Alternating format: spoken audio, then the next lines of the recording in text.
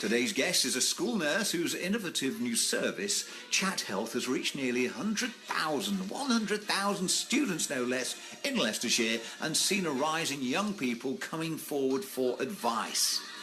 She's not only launched the service but trained other colleagues to make use of it, and all that will soon see her awarded the title of Queen's Nurse. Her name is Caroline Palmer and she joins me now. Good afternoon and many, many congratulations. Thank you very much. No, that is quite an honour, isn't it? One of just 500 in the country to receive this honour. Yeah, definitely. It's a real privilege to receive it. And also I think the fact that the Queen's Nursing Institute have recognised how important it is that we engage with teenagers and help teenagers with their health and give them the right advice. So, explain a little more about what ChatHealth actually is. So ChatHealth started about a year ago. We piloted it across 3 schools in Leicestershire, including city and county schools.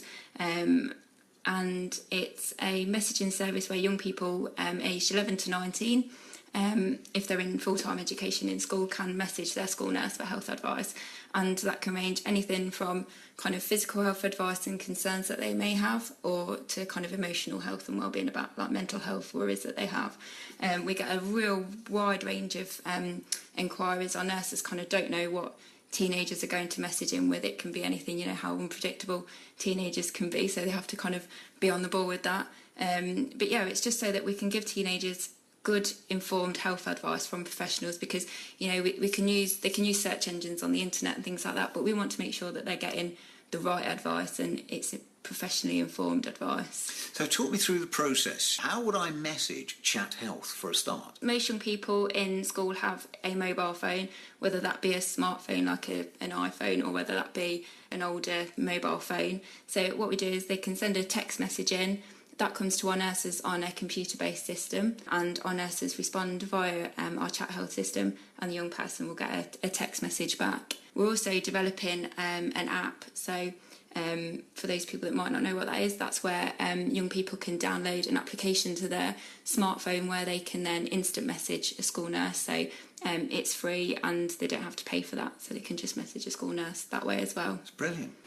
I mean, yes, nothing like this in my day. I don't know. Julie, are you listening to this? Do you know what? I think it's great, actually. I sometimes think that technology gets in the way of life and living, you know, because everybody seems so engrossed in it. But, you know, on something like this, it's brilliant because it gives kids with an app the opportunity of being able to personally reach the nurse and not feel inhibited about physically going to see a nurse like you would have done when you were at school. Yeah, I think that's the thing. A lot of young people say that seeing somebody face to face is embarrassing, and also they don't want to wait. Teenagers want you to see them within the next 5 minutes, etc. You know, they're not very patient, so you know, this is a great way of us giving them a fast response, and you know, them being able to keep that keep themselves anonymous and hide behind the screen a little bit from the phone if they feel that it's an embarrassing subject, but which means that hopefully if it's embarrassing and they wouldn't have normally accessed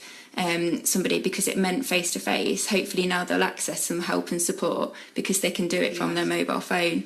I've got a brilliant team of nurses that manage most of the messages daily, and they really have been fantastic in responding to the young people in a personable way as well, you know, a real friendly way. Even though it's text messaging, it's still friendly, it's still personable, and for me that's really important, that the young people still get a good quality care as well that they would get face to face normally. Caroline Palmer, pleasure to talk to you. Thank you. And many congratulations on that.